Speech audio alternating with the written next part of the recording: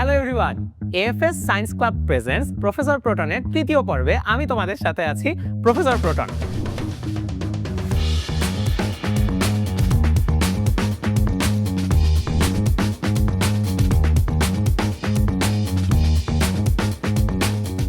তোমাদের মনে আছে কিনা পর্ব 2-এ আমরা অত্যন্ত কালারফুল কিছু এক্সপেরিমেন্ট দেখেছিলাম অ্যান্ড আমি তোমাদেরকে বলেছিলাম সেটা বাসায় ট্রাই করতে। তোমরা কে কে ট্রাই করেছো কমেন্টে জানাও।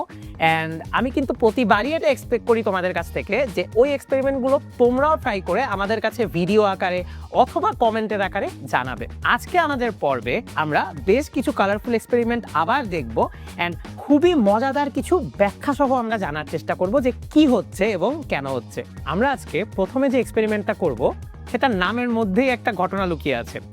আমাদের এক্সপেরিমেন্টটার নাম হাতির দাঁতের পেস্ট, বা যেটা বহুল প্রচলিত এলিফ্যান্ট টুথপেস্ট নামে। এই এলিফ্যান্ট টুথপেস্ট কেন এটাকে বলা হয়? আমরা সবাই জানি যে হাতির দাঁত মানেই অনেক বড় সাইজের দাঁত। আমরা মানুষের দাঁতের পেস্ট কেন বলতেছি না? কারণ আমরা হাতির দাঁতের জন্য অনেকগুলো পেস্ট বানাবো। এক্সপেরিমেন্টের জন্য আমাদের সামনে আছে হাইড্রোজেন পারঅক্সাইড, আমার সামনে এখানে আছে পটাশিয়াম আয়োডাইড এবং এখানে আছে ডিশওয়াশার সোপ, অর্থাৎ আমরা থালা বাসন পরিষ্কার করার জন্য যে সাবান ইউজ করি ঠিক ওই রকম লিকুইড যে সাবানগুলো এখন আমরা ইউজ করি ওগুলাই। সো প্রথমে আমরা কি করব, এই যে হাইড্রোজেন পারঅক্সাইড আছে এই হাইড্রোজেন পারঅক্সাইডটা আমরা এখানে ঢেলে নিব। এই হাইড্রোজেন পারঅক্সাইড কিন্তু তুমি যত ঘন দিবা ততই কিন্তু ভালো হবে। অ্যান্ড এই এক্সপেরিমেন্ট করার সময় কিন্তু hand gloves must. Hand gloves ছাড়া কিন্তু এই এক্সপেরিমেন্ট করা একটা বড় বোকামি হবে। এবং আরও একটা জিনিস বলি, এই হাইড্রোজেন পারঅক্সাইড কেন এই কালো বোতলে রাখা? কারণ হাইড্রোজেন পারঅক্সাইড খুবই সক্রিয় একটা যৌগ, তাই আমরা সূর্যের আলো বা কোনো ধরনের আলোতে যেন এর সংস্পর্শ না আসে আমরা এই জন্য এটাকে কালো বোতলে সংরক্ষণ করি। এইবার আমি এখান থেকে ডিশওয়াশার সোপ নিয়ে নিচ্ছি। ডিশওয়াশার সোপ নিয়ে আমি এটাকে মিশিয়ে দিব। দেখো প্রথমেই কিন্তু বলেছি যে আমরা হাতির দাঁতের পেস্ট বানাচ্ছি, বাট দেখো এখন পর্যন্ত কিন্তু আসলে কিছুই হয় নাই। যে সোপের যে কালার ওই কালারটাই রয়ে গেছে। এখন আমরা এখানে পটাশিয়াম আয়োডাইড ঢালবো। দেখো পটাশিয়াম আয়োডাইড ঢালার সাথে সাথে তুমি এখানে কি দেখতে পাবা একটু সবাই খেয়াল করে দেখো। এই যে দেখো আমি ধরে এখানে রেখে দিলাম, দেখো কি হচ্ছে। দেখো হাতির দাঁতের পেস্ট কিন্তু তৈরি হয়ে গেল। হাতির দাঁতের পেস্ট কেন বলতেছি এটাকে? কারণ এটার পরিমাণটা অনেক বেশি হয়। অ্যান্ড দেখো এটা কিন্তু আমি যতক্ষণ পর্যন্ত না থামাবো এটা কিন্তু এভাবেই বের হতে থাকবে। অ্যান্ড এখানে কিন্তু একটা হিট উৎপন্ন হচ্ছে, তোমরা হয়তো দেখতে পাচ্ছ না, বাট এটা কিন্তু বেশ গরম। এই যে ফোমটা উৎপন্ন হচ্ছে এই ফোমটা কিন্তু বেশ গরম। তো এই পুরা ব্যাপারটা কেন হচ্ছে এটা আমরা দেখবো, বাট ফার্স্টে তোমরা একটু জিনিসটা দেখে নাও। এটা খুবই মজাদার একটা এক্সপেরিমেন্ট। এখানে তুমি যদি আরও পটাশিয়াম আয়োডাইড ঢালো তাহলে কিন্তু এই ফোমের পরিমাণ আরও বৃদ্ধি পাবে, ঠিক আছে? সো এখন আমরা একটা একটা করে বুঝবো যে আমরা কোনটা অ্যাড করছি এবং কেন অ্যাড করছি, ঠিক আছে? সো এটা বাড়তে থাক, কোনো সমস্যা নেই। আমাদের এই যে হাইড্রোজেন পারঅক্সাইডের কথা বললাম, হাইড্রোজেন পারঅক্সাইডের সংকেত কি বলতো? H2O2। সো এটা যেহেতু অনেক সক্রিয় একটা যৌগ, তুমি যেই এটাকে কোনো কিছুর সংস্পর্শে আনতেছো এটা কিন্তু পানি আর অক্সিজেনে বিভক্ত হয়ে যাচ্ছে, অর্থাৎ H2O আর O2-তে বিভক্ত হয়ে যাচ্ছে। এখন এই যে সে পানি আর অক্সিজেনে বিভক্ত হয়ে গেল, তাইলে বলতে পারো ভাইয়া ডিশওয়াশার সোপের কাজ কি, পটাশিয়াম আয়োডাইডের কাজ কি? সো তোমার ডিশওয়াশার সোপটা মূলত কি করে, এই যে পানি আর অক্সিজেন আলাদা হয়ে গেল না, এই অক্সিজেনটাকে সে ট্র্যাপ করে ফেলে। অ্যান্ড আমি যদি তোমাকে এটা এই ফোম থেকে বের করে দেখাতে পারতাম তাইলে তুমি বুঝতা যে নিচে কিছু পানির স্তর রয়ে গেছে আর উপরের অক্সিজেনের স্তরটাকে ট্র্যাপ করে এভাবে ফোম তৈরি করতেছে। অ্যান্ড তোমার পটাশিয়াম আয়োডাইডটা কি করতেছে? প্রভাবক রূপে কাজ করতেছে। প্রভাবক কি? যে একটা বিক্রিয়া যেন তাড়াতাড়ি হয়। এই যে হাইড্রোজেন পারঅক্সাইডটা ভেঙে গেল, ইংলিশে বললে ডিকম্পোজ হয়ে গেল, এইটাকে ত্বরান্বিত করে আমার পটাশিয়াম আয়োডাইড। এটা কি শুধুই পটাশিয়াম আয়োডাইড দিয়ে পসিবল না, তোমরা এখানে ইস্ট এবং গরম পানি অ্যাড করেও কিন্তু এই সেম রিয়াকশনটা করতে পারো। এখন এই বিক্রিয়ায় কেন তাপ উৎপন্ন হচ্ছে? আমি যে বললাম যে এটা এই ফোমের আশেপাশে একটু ধোয়া ধোয়া আছে বা এটা একটু গরম, কারণ এখানে যে বিক্রিয়াটা সম্পন্ন হচ্ছে এটা একটা তাপ উৎপাদী বিক্রিয়া। এই বিক্রিয়ায় বাইরে থেকে কোনো তাপ তো আমাদের দেয়া লাগছেই না, এমনি তাপ উৎপন্ন হচ্ছে, এই জন্য এটা এক ধরনের তাপ উৎপাদী বিক্রিয়া। সো এই এক্সপেরিমেন্ট পুরাটা এটাই ছিল। আশা করি তোমাদের অনেক সুন্দর লেগেছে, বাট এটা হাইলি রেকমেন্ডেড অ্যান্ড এটা মাস্ট যে তোমরা যদি এক্সপেরিমেন্টটা বাসায় চেষ্টা করো, যেখানেই চেষ্টা করো না কেন, প্রপার ব্যবস্থা নিয়ে নিবা। দেখো আমি কিন্তু এখানে অ্যাপ্রন পরা, গ্লাভস পরা, এবং এখানেও যে ডেস্কে আমরা করছি ডেস্কের উপর একটা আলাদা সারফেস তৈরি করে নেওয়া, যেন এই ফোমটা সেই সারফেসটাকে নষ্ট না করতে পারে। আমাদের সেকেন্ড এক্সপেরিমেন্টের জন্য আরও কিছু মজাদার জিনিস আছে। তো আমার সামনে আছে ভিনেগার, এবং আমার সামনে আমি তোমাদের এই ওয়াজ গ্লাসে আমি অল্প একটু ভিনেগার নিয়ে নিয়েছি, এবং এখানে দেখতে পাচ্ছি যে আমাদের ডিস্টিল ওয়াটার আছে, অর্থাৎ যে পানিতে কোনো আয়ন নাই, অর্থাৎ যে পানি কোনো অনাকাঙ্ক্ষিত বিক্রিয়া ঘটাতে পারে না। এবং আমার সামনে আছে দুই ধরনের লিটমাস পেপার, লাল লিটমাস পেপার, নীল লিটমাস পেপার। তোমরা অসংখ্যবার কমেন্টে বলছো যে লিটমাস পেপারের কোনো এক্সপেরিমেন্ট দেখাতে। লিটমাস পেপারটা কি? দেখো, লিটমাস পেপার হলো এক ধরনের নির্দেশক যেটা আমাদের বুঝতে সহায়তা করে যে এটা কি কোনো অম্ল বা অ্যাসিড, নাকি এটা কোনো ক্ষার নাকি বেইজ। সো আমরা এই অ্যাসিড বেইজের টেস্টটা করার জন্য আমরা এই লিটমাস পেপার ব্যবহার করে থাকি। এখন আসো আমরা ফার্স্টে এক্সপেরিমেন্টটা দেখে ফেলি। তো আমি দেখাচ্ছি তোমাদের, আমার কাছে লাল লিটমাস পেপার আছে, নীল লিটমাস পেপার আছে। এখন এই যে ডিস্টিল ওয়াটার, এই ডিস্টিল ওয়াটারে ধরো আমি আমার এই লাল লিটমাস পেপারটাকে একটু ভিজিয়ে নিলাম। তো এই যে ভিজা অংশটা, এই ভিজা অংশটা আমি ভিনেগারে ধরলাম। দেখো, যখন আমি ভিনেগারে ধরলাম লাল লিটমাস পেপারের কিন্তু কোনো কালার পরিবর্তনই হলো না, কিছুই হলো না। এখন মজার জিনিস দেখো, যেই আমি একটা নীল লিটমাস পেপার নিলাম, এইটাকে যদি আমি একটু ভিজিয়ে নেই, অ্যান্ড এই ভিজা অংশটা যদি আমি ভিনেগারে ধরি, একটু সবাই খেয়াল করে দেখো, যদি ভিনেগারে ধরি দেখো সাথে সাথে কালার চেঞ্জ, অ্যান্ড এটা কিন্তু আমার লাল কালার হয়ে গেছে। কেন এটা হলো? এখন এটা তুমি অনেকভাবে মনে রাখতে পারো, বাট একদম সিম্পল ব্যাখ্যাটা হলো যে তোমার যদি কোনো অম্ল থাকে বা অ্যাসিড থাকে, তাহলে তোমার নীল লিটমাস পেপার লাল হয়ে যায়, অর্থাৎ অ্যাসিড মানেই লাল আর ক্ষার মানেই হলো নীল। তাহলে তোমার এখানে নিশ্চয়ই কোনো অ্যাসিড আছে, যেই কারণে এই নীল লিটমাস পেপারটা তোমার লাল লিটমাস পেপার হয়ে গেল বা লাল কালারে চলে আসলো। এবং আমার একটা কোশ্চেন কিন্তু থেকেই যায় যে কেন আমাদের লিটমাস পেপারটা ভিজিয়ে নেওয়া লাগলো। কারণ আমরা একটা অ্যাসিড বা বেসকে তখনই চিনতে পারি যখন সে দ্রবীভূত অবস্থায় থাকে, অর্থাৎ সে আয়নিক অবস্থায় থাকে, যার জন্য আর্দ্র অবস্থা বা ওয়েট অবস্থা খুবই নেসেসারি। এখন এই ভিনেগারটা আসলে কি? ভিনেগারটা হলো অ্যাসিটিক অ্যাসিডের 6 থেকে 10% জলীয় দ্রবণ, অর্থাৎ 100 ml দ্রবণের মধ্যে আমার 6 থেকে 10 গ্রাম অ্যাসিটিক অ্যাসিড থাকলেই সেটাকে আমি ভিনেগার বলতে পারি। নামের মধ্যেই তোমরা বুঝতে পারতেছো অ্যাসিটিক অ্যাসিড, যেটার সংকেত হলো তোমার CH3COOH। সো তোমার এই অ্যাসিটিক অ্যাসিড হওয়ার কারণে কিন্তু তোমার এই নীল লিটমাসটা দেখো লাল হয়ে গেছে। এবং আরও একটা মজার জিনিস দেখো, এই তোমাদের সাথে কথা বলতে বলতে এই ভিজা অংশটা যখন এই অ্যাসিডটাকে আরও টাচ করেছে, তখন কিন্তু এই নীল লিটমাস পেপারটা অলমোস্ট পুরোটাই লাল হয়ে গিয়েছে। সো এটা থেকে আমরা কি বুঝতে পারলাম যে ভিনেগার এক ধরনের অ্যাসিডিক পদার্থ বা অম্লীয় পদার্থ, যেটা হলো তোমার সংজ্ঞা মতে 6 থেকে 10% অ্যাসিটিক অ্যাসিড।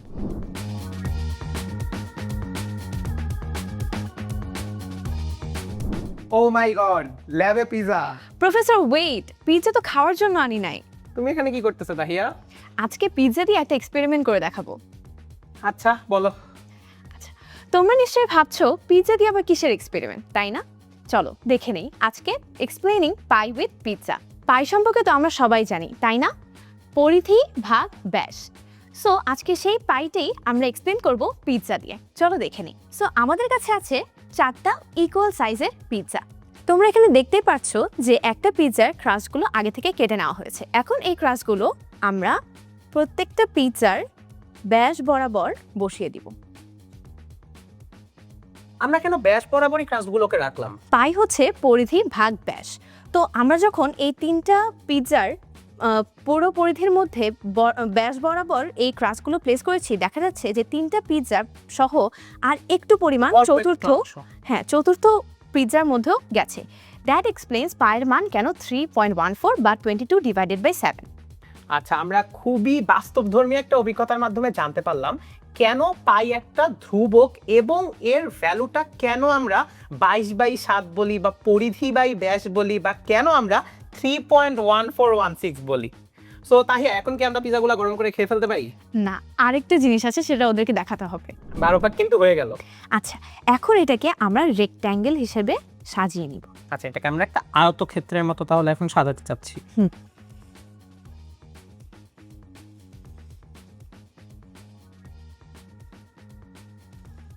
আছে, এটা কি হচ্ছে? এইখানে আমরা এক্সপ্লেন করব সার্কেলের এরিয়া কেন পাই আর স্কোয়ার। তো এখানে দেখা যাচ্ছে যে আমরা যে ক্রাস্টগুলো কেটেছিলাম, এই অর্ধেক ক্রাস্ট হচ্ছে এই এক পাশে এবং আরেক অর্ধেক ক্রাস্ট হচ্ছে এই পাশে। সো এখন হচ্ছে রেক্ট্যাঙ্গেল এরিয়া। আমরা রেক্ট্যাঙ্গেল এরিয়া কি জানি? লেন্থ ইন্টু ব্রেথ বা দৈর্ঘ্য ইন্টু প্রস্থ। এইখানে আমরা এই যে বরাবর লেন্থটা আছে বা দৈর্ঘ্যটা আছে সেটা কি আমাদের ক্রাস্টের অর্ধেক পাশ এ পাশে এবং অর্ধেক পাশ এ পাশে। যেহেতু আমরা পিজাটাকে 2 ভাগে ভাগ করেছিলাম, তোমরা নিশ্চয়ই দেখেছিলে যে 12 ভাগের 6 ভাগ এদিকে 6 ভাগ ওদিকে। তাহলে আমরা কি জানি যে সার্কেলের পরিধি হচ্ছে 2πr। তাহলে যদি সেই পরিধির অর্ধেক এক পাশে থাকে আর অর্ধেক আরেক পাশে থাকে তাহলে সেটা কি হবে? 2πr ডিভাইডেড বাই 2, তার মানে πr। তাহলে সেই লেন্থটা পাচ্ছি আমরা πr। এখন এই উইডথটা বা প্রস্থটা কোথা থেকে পাবো? সেটা হচ্ছে রেডিয়াস বা ব্যাসার্ধ। এই যে আমরা ক্রাসটা কেটেছি এটার এই যে লেন্থটা সেটাই হচ্ছে আমাদের ব্যাসার্ধ। সেই জন্যই আমাদের এই যে আরটা পাচ্ছি সেটা আগের πr-এর সাথে ইন্টু হয়ে লেন্থ ইন্টু ব্রেথ, যেটা কিনা রেক্ট্যাঙ্গেলে ছিল, সেটা এখানে πr ইন্টু r হয়ে πr স্কোয়ার হয়, যেটাই কিনা বৃত্তের ক্ষেত্রফল। দেখো কত সুন্দর একটা পিজাকে আমরা কেটে কেটে আমরা আয়তক্ষেত্র বানালাম, এবং আয়তক্ষেত্রের ক্ষেত্রফলের সূত্র দৈর্ঘ্য ইন্টু প্রস্থ দিয়ে কিন্তু আমরা আবার পাইয়ে চলে গেলাম। পাই থেকে আমরা পরিধি এবং ব্যাসার্ধ দিয়ে কিন্তু আমরা বৃত্তের ক্ষেত্রফল কেন পাই আর স্কোয়ার হয় সেটাও জানতে পারলাম। দেখো জিনিসটা ছিল একটা খাবার জিনিস যেটা আমি অলমোস্ট খেয়ে ফেলতেছিলাম, সেটা কিন্তু তোমাদের তাহি আপু এসে ফার্স্টেই এটাকে আলাদা করে করে করে করে তোমাদের এত সুন্দর একটা ব্যাখ্যা দিল। আশা করি তোমাদের এটা মনে থাকবে। অ্যান্ড 1-2টা পিজা খাওয়ার আগে কিন্তু তোমরা এরকম কেটে কেটে এটা ট্রাই করতেই পারো, নাকি তাহিয়া? হ্যাঁ হ্যাঁ অবশ্যই। তো অসংখ্য ধন্যবাদ তাহিয়া তোমাকে এত সুন্দর এক্সপেরিমেন্ট দেখানোর জন্য। এখন তো খেতে পারি? হ্যাঁ এখন তো খাওয়াই যায়। আচ্ছা ঠিক আছে।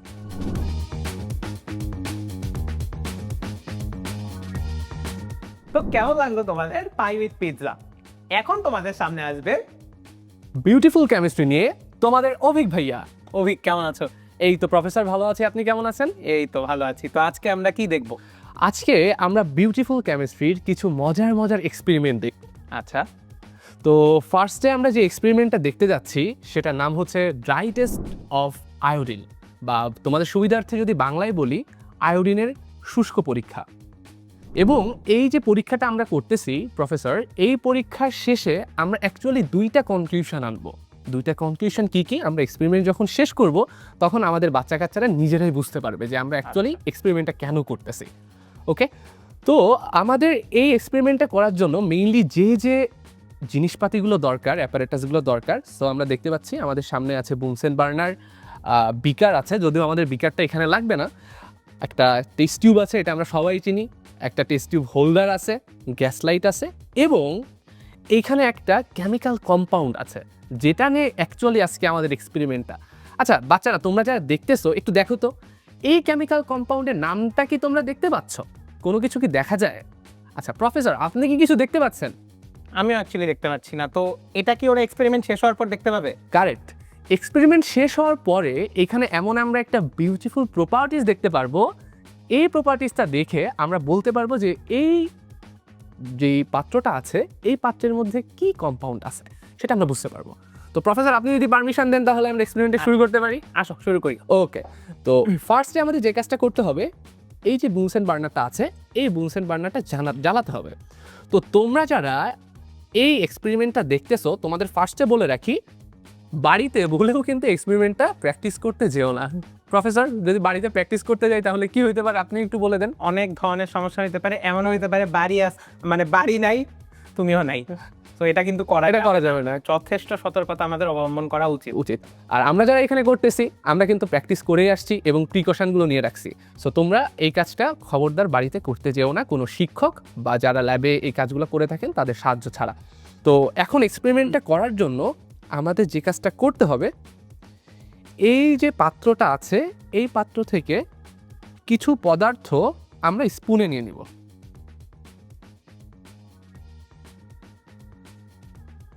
আচ্ছা অভিক, এটা কি ধরনের পদার্থ ওদের জন্য একটু বলে দাও, ওরা একটু দেখুক প্লাস জানুক। তোমরা যদি এটা দেখতে পাও, স্পুনটা যদি দেখো, এটা কিন্তু সলিড একটা পদার্থ বা কঠিন পদার্থ, এবং এই যে কঠিন পদার্থ যেটা তোমরা দেখতে পারতেছো, আমি জানি না তোমরা ক্যামেরায় ঠিক মতো অবজার্ভ করতে পারছো কিনা, এটার কিন্তু স্পেসিফিক একটা স্ট্রাকচার আছে, একটা গঠন আছে। এবং এই যে কঠিন পদার্থগুলার যাদের একটা নির্দিষ্ট স্ট্রাকচার বা গঠন আছে, তাদেরকে কিন্তু আমরা বলি ক্রিস্টালাইন বা কেলাস। তোমরা হয়তো যারা 9-10-এ আছো, তোমাদের কেমিস্ট্রি বইতে কিন্তু কেলাস এই কথাটার সাথে পরিচিত হওয়ার কথা। ওকে, কেলাসাকার কঠিন পদার্থ তোমরা নিশ্চয়ই শুনে এসেছো। এটা কিন্তু এক ধরনের কেলাসাকার কঠিন পদার্থ। কি পদার্থ এটা আমরা এখনো জানি না, এটা আমরা জানি না, এবং আমরা জানবো কখন? এক্সপেরিমেন্টটা করে দেওয়ার পরে। ওকে, এখন আমরা সুন্দর মতো টেস্ট টিউবের মধ্যে এই পদার্থটা প্রবেশ করালাম। তো এখন কি কাজ করতে হবে? এখন আমাদের এটা হিট দিতে হবে। তার আগে টেস্ট টিউব হোল্ডারটা ইউজ করতেছি। কেন? কারণ এটা যখন আমরা গরম করব, যদি আমরা ডিরেক্ট টেস্ট টিউবে হাত দিয়ে গরম করতে যাই, তাহলে কি হবে? আমাদের হাতটা পুড়ে যেতে পারে। সো টেস্ট টিউব দিয়ে গরম করার আরেকটা জিনিস তোমাদেরকে একটু শিখাই, যে টেস্ট টিউব আমরা যখন যে কোনো কিছু, যদি আমরা একটা বুনসেন বানানোর একটা টেস্ট টিউব যদি গরম করি বা এমন কিছু দিয়ে গরম করি যেটা একমুখ খোলা, আমরা যখন গরম করব, আমরা কখনো এই সাইডে আমাদের চোখটা রাখবো না, অর্থাৎ আমরা এইভাবে গরম করব না, আমরা এইভাবে গরম করব, যেন কোনো কিছু যদি উঠেও আসে যেন সেটা আমাদের মুখ বরাবর বা চোখ বরাবর না আসে। যথেষ্ট সতর্কতা অবলম্বন করলেও কিন্তু সেটা সমস্যার কারণ হতে পারে। ওকে, তো আমরা এক্সপেরিমেন্টে ফিরে যাই। এখন সুন্দর মতো আমরা হিট দিব। দেখো সবাই একটু লক্ষ্য করো, হিট দিলে কি হয়? সুন্দর একটা ঘটনা ঘটবে। হ্যাঁ, আওয়াজ হচ্ছে আর আওয়াজ হচ্ছে, গোলাপি বেগুনি একটা ধোঁয়া দেখা যাচ্ছে। কালারটা কি তোমরা দেখতে পাচ্ছ? সবাই একটু দেখো তো, কালারটা কি দেখা যায়? খুবই সুন্দর একটা কালার বের হচ্ছে, আসলে খুব সুন্দর একটা কালার আসছে না? এর পদার্থ এখনো রয়ে গেছে। কালার তো এখনো আছে। আমরা একটু হিট দিই, হিট দিলে দেখবা কালারটা আরো সুন্দর আসছে, গ্যাসটা আরো সুন্দর মতো বের হবে। তোমাদের নিশ্চয়ই মাথায় প্রশ্ন আসছে যে একটা কঠিন পদার্থকে আমি তাপ দিলাম, সে কেন ডিরেক্ট গ্যাস হয়ে যাচ্ছে, আচ্ছা, কেন লিকুইড হচ্ছে না? কারেক্ট, এইটাই তোমাদের দেখাতে যাচ্ছি। দেখো তো, এই যে টেস্ট টিউব যেটা আছে, এখান থেকে কিন্তু সরাসরি গ্যাসিয়াস একটা পদার্থ বের হচ্ছে, একটা কালার বের হচ্ছে। এখানে কিন্তু কোনো লিকুইড নাই, তরল নাই। কেন লিকুইড নাই? তোমরা একটু ভিডিওটা পজ করে একটু মাথা খাটাও তো, দেখো তো বের করতে পারো কিনা। সুন্দর একটা কালার বের হচ্ছে, দেখছো? সুন্দর একটা বেগুনি বা ভায়োলেট কালার। তোমরা অনেকে নিশ্চয়ই দেখবা যে রাস্তাঘাটে মানুষজন বিভিন্ন কালার নিয়ে একসাথে রওনা দিচ্ছে, কোনো জায়গায় যাচ্ছে, কালার ধরে রাখতেছে, ঠিক এরকম কালারই কিন্তু বের হয়। তো দেখো কি সুন্দর বের হচ্ছে। ওগুলা কিন্তু কেনা লাগবে না এখন, আর এটা কিন্তু আগুন জ্বালিয়ে করতে পারবা যদি তোমাদের কাছে ঠিকঠাক ব্যবস্থা থাকে। ওকে, এখন কথা হচ্ছে, আমরা তো এক্সপেরিমেন্টটা দেখলাম প্রফেসর, আপনি কি এটা দেখে বুঝতে পারতেছেন যে এখানে অ্যাকচুয়ালি কোন ধরনের পদার্থ আমরা ব্যবহার করেছি? কয়েকটা গেস করতে পারছি, বাট তুমিই বলো বাচ্চাদের। আচ্ছা, তোমরা নিশ্চয়ই বইতে পড়ে এসেছো যে ঊর্ধ্বপাতন বলে একটা টার্ম আছে বা শব্দ আছে। তো ঊর্ধ্বপাতনে কি হয়? ঊর্ধ্বপাতনে তোমার যদি কোনো একটা সলিড বা কঠিন পদার্থকে তুমি তাপ দাও, তাহলে সেটা কিন্তু লিকুইড বা তরলে পরিণত না হয়, সরাসরি কিসে পরিণত হবে? গ্যাসে পরিণত হবে। সো আমরা যে কেবল এক্সপেরিমেন্টটা করলাম, তোমরা নিশ্চয়ই দেখেছো, এখানে আমরা একটা সলিড ক্রিস্টালাইন বা কেলাস নিয়েছিলাম, এবং এইখানে কিন্তু আমরা কোনো লিকুইড বা তরল কোনো কিছু পাইনি। তোমরা যদি এই টেস্ট টিউবটা লক্ষ্য করো, দেখো তো এখানে তরল কোনো কিছু আছে? দেখো, কিছু আছে তরল? নাই। কিন্তু আমরা কিন্তু ডিরেক্ট একটা গ্যাসিয়াস স্টেট পেয়েছিলাম। তাহলে অবশ্যই এইখানে যে প্রক্রিয়াটা ঘটেছে সেটা কোন প্রক্রিয়া? সাবলিমেশন বা ঊর্ধ্বপাতন। এখন আমাদের প্রশ্ন হচ্ছে যে কেন এখানে আমরা সলিড আয়োডিন নেওয়ার পরেও কেন বেগুনি কালারের আয়োডিন গ্যাস তৈরি হইলো, কেন লিকুইড পরিণত হইলো না?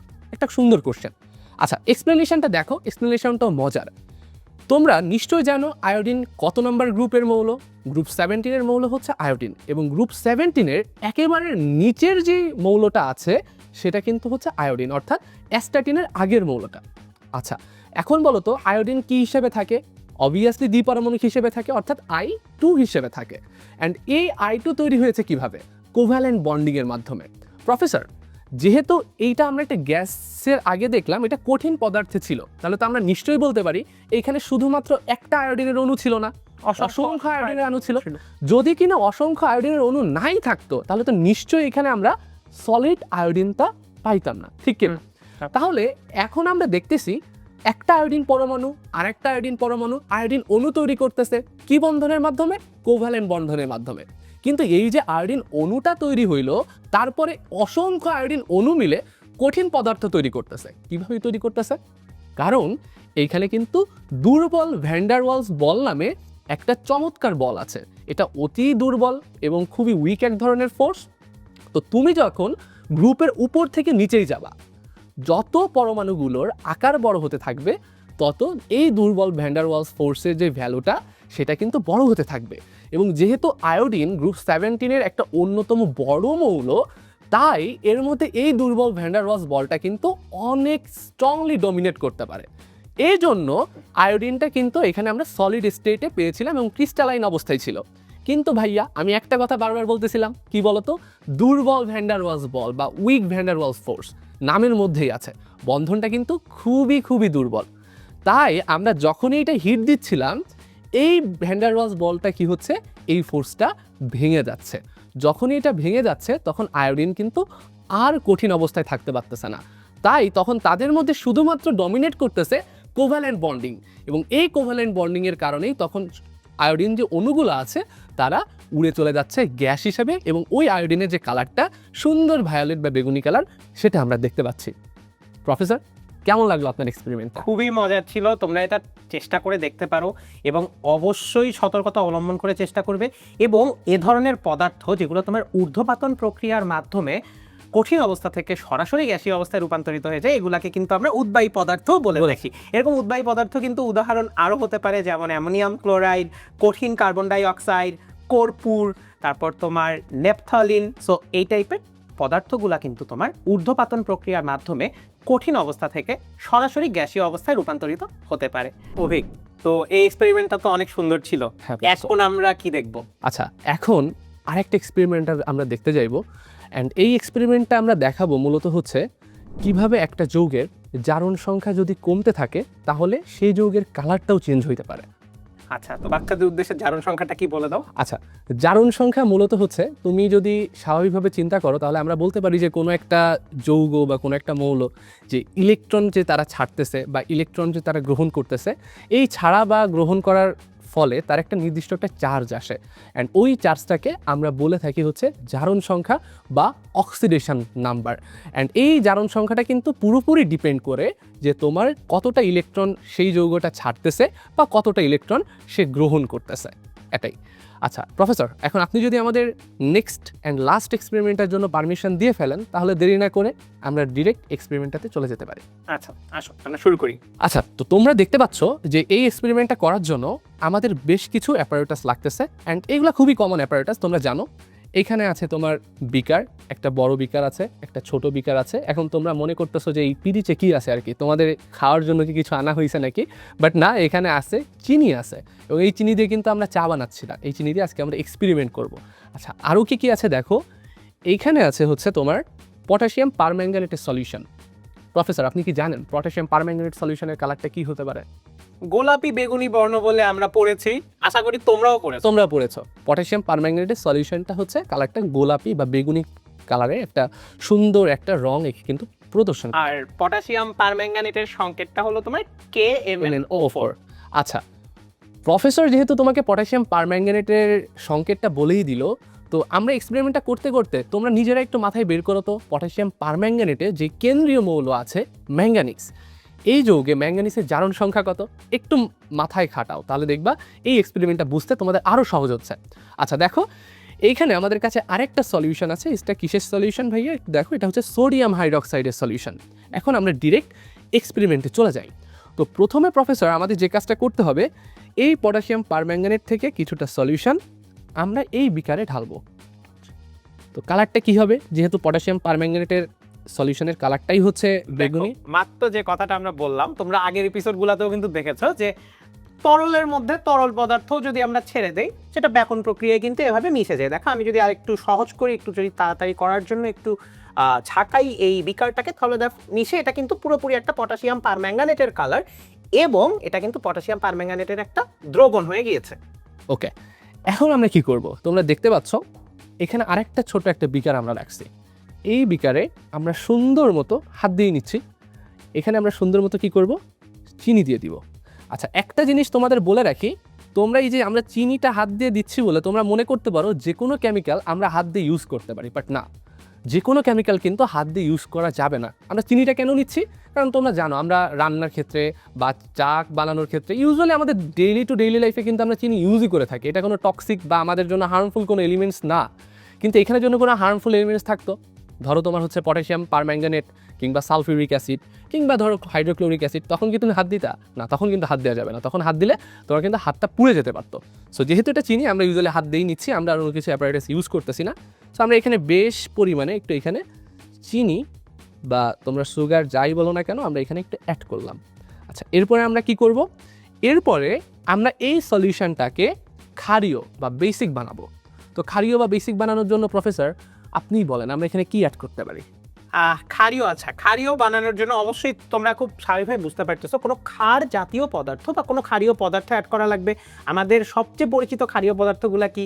Sodium hydroxide, potassium hydroxide, magnesium hydroxide, এইগুলাই তো আছে, তাই না? এইগুলাই তো আমরা দেখাইছি যে আমাদের কাছে এই মুহূর্তে স্টকে কি আছে। এই মুহূর্তে আমাদের কাছে আছে হচ্ছে সোডিয়াম হাইড্রক্সাইড। সো আমরা এখানে এটা মিডিয়ামটাকে বেসিক বানানোর জন্য সুন্দর মতো এখানে কিছু পরিমাণ সোডিয়াম হাইড্রক্সাইড অ্যাড করে দিব। ওকে,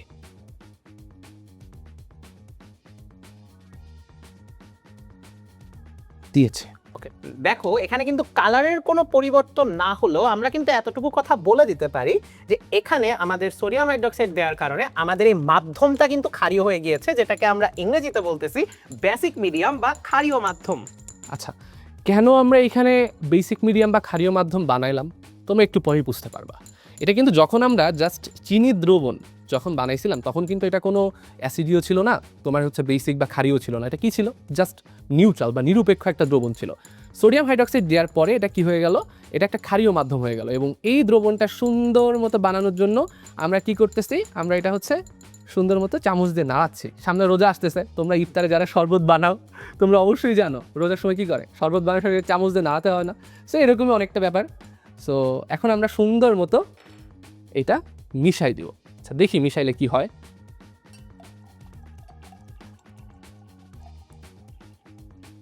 ও, দেখতে পেল? দুইবার কালার চেঞ্জ হলো। ফার্স্টে বেগুনি থেকে কিন্তু একটা গাঢ় কালো কালার হয়ে গেল। এরপর দেখো তোমরা দেখতে পাচ্ছ কিনা, এটা কিন্তু একটা শ্যাওলা সবুজ টাইপের। এবার দেখো আবার কালার চেঞ্জ হইলো, দেখছো? আবার চেঞ্জ হইলো, আবার কালারটা চেঞ্জ হইলো, খেয়াল করছো? এবং আবারও কালার চেঞ্জ। আবারও চেঞ্জ হচ্ছে। রিজনটা কি? রিজনটা কি তোমরা কি কেউ গেস করতে পারছো? প্রফেসর আপনি কি গেস করতে পারছেন? আমরা জারণ সংখ্যা রিলেটেড কিছু শুনেছিলাম। কারেক্ট, জারণ সংখ্যা রিলেটেড কিছু শুনেছিলাম, তাই না? আচ্ছা, একটু খেয়াল করো তো, পুরো স্টেপ বাই স্টেপ ঘটনাটা মনে করো। ফার্স্টে যখন আমরা পটাশিয়াম পারম্যাঙ্গানেটের সলিউশনটা প্রফেসর এখানে অ্যাড করছিলাম, তো তখন কালারটা কেমন ছিল? বেগুনি বেগুনি বা গোলাপি বা Mixed ভায়োলেট একটা colour, মিক্স একটা কালার ছিল। আচ্ছা, তখন এই যে পটাশিয়াম পারম্যাঙ্গানেটের যে কেন্দ্রীয় মৌল আছে ম্যাঙ্গানিজ, তোমাদের বলছিলাম যে এই ম্যাঙ্গানিজের জারণ সংখ্যা কত প্রফেসর? কত? +7। এটা তো তোমরা সবাই জানো, খুবই বাচ্চা কালের একটা জিনিসপাতি, যে পারো না আসলে এটা শিখে নিবা, খুবই একটা ইম্পর্টেন্ট একটা জিনিস। এরপরে দেখো তো কি হইলো, কালারটা কিন্তু একটা গ্রিনিশ কালার চলে আসলো বা ডিপ ব্লু গ্রিন এরকম একটা কালার আসলো। কেন কালারটা আসলো? কারণ আমরা যখন সুগার দেওয়ার পরে সোডিয়াম হাইড্রক্সাইড অ্যাড করলাম, অর্থাৎ বেসিক মিডিয়াম করলাম। এই বেসিক মিডিয়ামটা যখন এই পটাশিয়াম পারম্যাঙ্গানেটের সলিউশনে আমরা অ্যাড করলাম প্রফেসর, তখন হচ্ছে এই ঘটনাটা ঘটলো, ম্যাঙ্গানিজ +7 থেকে +6-এ চলে আসলো। যখন আমাদের ওই যে ওই গাঢ় সবুজ কালারটা। কারেক্ট। ওকে, তখন হচ্ছে ম্যাঙ্গানিজের +7 অক্সিডেশন স্টেটটা কনভার্ট হয়ে গেল +6-এ। আচ্ছা, তোমরা বলো তো, ম্যাঙ্গানিজের জারণ মান যখন +6 হয় তখন ওইটাকে আমরা কি বলতে পারি? নামটা কি? যখন +7 তখন আমরা বলি পার ম্যাঙ্গানেট, আর যখন +6 তখন কি বলি? তখন ওই যৌগটাকে আমরা বলি হচ্ছে ম্যাঙ্গানেট। আর যেহেতু এইখানে আমরা পটাশিয়াম পারম্যাঙ্গানেট ইউজ করছিলাম, সো এখানে কিসে কনভার্ট হবে? পটাশিয়াম ম্যাঙ্গানেটে কনভার্ট হবে। এরপরে তুমি কি দেখলা, এই যে ব্লু গ্রিন যে কালারটা ছিল, এই কালারটা কনভার্ট হয়ে গেল কিসে? এই যে তোমাদের সামনেই আছে, দেখতে পাচ্ছ, একটা অরেঞ্জ বা ব্রাউনিশ অরেঞ্জ কালারে কিন্তু কনভার্ট হয়ে গেছে। কেন কনভার্ট হয়েছে? কারণ এখানে অক্সিডেশন স্টেট বা জারণ মানের পরিবর্তন ঘটছে। অর্থাৎ ফার্স্টে তোমার পটাশিয়াম পারম্যাঙ্গানেট থেকে এখানে কনভার্ট হইলো পটাশিয়াম ম্যাঙ্গানেটে।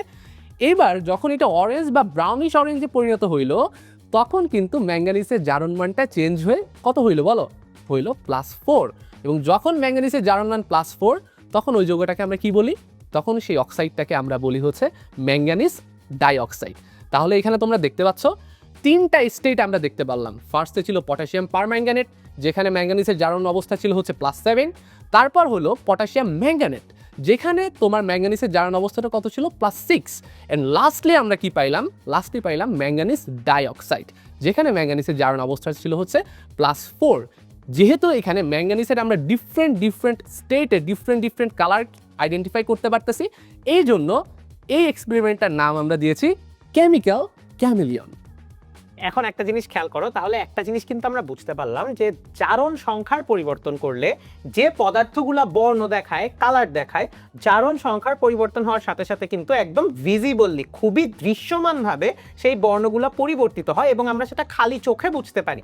তার মানে জারণ সংখ্যার সাথে অবশ্যই বর্ণালী বা বর্ণ পরিবর্তনের একটা ব্যাপার স্যাপার থাকে, যেগুলো নিয়ে আমরা সামনে আরো কথা বলবো। কারণ রসায়নের এক্সপেরিমেন্ট মানেই আসলে কালার। তোমরা দেখো, অলওয়েজ দেখো যে কোনো এক্সপেরিমেন্ট তখনই তোমাদের কাছে সুন্দর লাগে যখন কালারফুল বিভিন্ন জিনিস হয়। And আজকে আমরা টোটাল যে কয়টা এক্সপেরিমেন্ট করলাম সবগুলাতেই কিন্তু আমরা এই রঙের খেলা দেখতে পারলাম, বিভিন্ন রকমের রঙের খেলা দেখতে পারলাম, এবং মাঝখানে কিন্তু আমরা অঙ্কও শিখে আসছি একটুক্ষণ। সো অসংখ্য ধন্যবাদ অভিককে ধন্যবাদ প্রফেসর আসার জন্য, এত সুন্দর এক্সপেরিমেন্ট বাচ্চাদেরকে শেখানোর জন্য। এন্ড বাচ্চারা কি এটা প্র্যাকটিস করতে পারবে বাসায়? না, বাচ্চারা এটা প্র্যাকটিস করতে পারবে না। স্পেশালি আগে যেটা দেখাইছি আয়োডিনের, ওইটা তো আসলে প্র্যাকটিস করা যাবেই না। অ্যান্ড এটা তোমরা চাইলে প্র্যাকটিস করতে পারো, যেহেতু এখানে খুব বেশি টক্সিক এলিমেন্ট আমরা ইউজ করতেছি না। বাট তারপরও ইউজ করার আগে তোমাদের কাছে গুগল আছে, ইউটিউব আছে, বা তোমাদের স্কুল বা কলেজের যারা কেমিস্ট্রি শিক্ষক আছেন তাদের সাথে একটু কথা বলে তারপর এই এক্সপেরিমেন্টগুলো বাসায় করা ট্রাই করতে পারো। ধন্যবাদ প্রফেসর, আমাকে আপনার এই ল্যাবে আমন্ত্রণ জানানোর জন্য। সুন্দর এই ল্যাবে এই বিউটিফুল যে এক্সপেরিমেন্টগুলো আছে আমাদের বাচ্চাদের সামনে এইগুলো উপস্থাপনের সুযোগ করে দেওয়ার জন্য। থ্যাংক ইউ ভিক, আবার দেখা হবে। আবার দেখা হবে প্রফেসর, ধন্যবাদ। তো আজকে আমরা তোমাদের 5টা এক্সপেরিমেন্ট দেখালাম টোটাল। শুরু থেকে যদি বলি, এলিফ্যান্টস টুথপেস্ট, এরপর আমরা দেখলাম লিটমাস টেস্ট, এরপর আমরা দেখলাম পাই উইথ পিৎজা, এবং সবশেষে আমরা 2টা এক্সপেরিমেন্ট দেখলাম। সেখানে আমাদের ছিল হলো আয়োডিনের শুষ্ক পরীক্ষা বা ড্রাই টেস্ট অফ আয়োডিন, এবং লাস্টে ছিল কেমিক্যাল ক্যামেলিয়ন। প্রতিটা এক্সপেরিমেন্টে আমরা কিন্তু বিভিন্ন ধরনের বর্ণের খেলা দেখছি, বিভিন্ন ধরনের অঙ্কের খেলা দেখছি। সো তোমরা অবশ্যই কমেন্টে জানাবা কোন এক্সপেরিমেন্টটা তোমাদের কাছে সব থেকে সুন্দর লাগছে, সব থেকে আকর্ষণীয় লাগছে, এবং তোমরা বাসায় কোনো এক্সপেরিমেন্ট চেষ্টা করে দেখেছো কিনা সেটাও জানাবা। পরবর্তী পর্বগুলোতে তোমরা আমাদের কাছ থেকে বা আমার কাছ থেকে কি ধরনের এক্সপেরিমেন্ট দেখতে চাও সেটাও জানাবে, এবং তোমাদের সবার সাথে দেখা হবে আগামী পর্বে। অসংখ্য ধন্যবাদ। আল্লাহ হাফেজ সবাইকে।